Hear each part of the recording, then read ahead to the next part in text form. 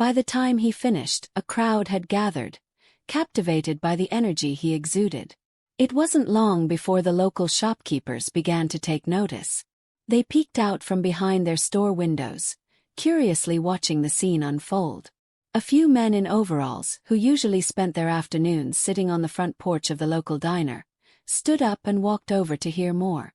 Thomas didn't seem to mind that the crowd was growing. In fact, he seemed to thrive on it. His arrival had set something in motion in Dunmore, a ripple that would spread throughout the town. But it wasn't just his loud, over-the-top personality that drew people in. It was the aura of mystery that surrounded him. There was something about Thomas that felt like a riddle.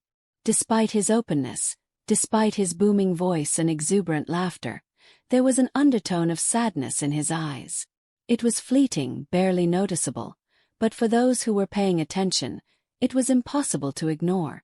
As the day wore on, Thomas wandered through the town, his figure towering over the smaller buildings and streets. He stopped at the small antique bookstore on the corner, where the elderly owner, Mrs. Abernathy, welcomed him with a smile. She had been in Dunmore her entire life and had seen all sorts of people come and go, but there was something about Thomas that intrigued her. She had seen men like him before, ones who moved through life with a boldness that hid deeper scars. She watched him carefully, noting the way he lingered at the windows of the store, as if searching for something, perhaps a sign or an old memory he hadn't yet uncovered.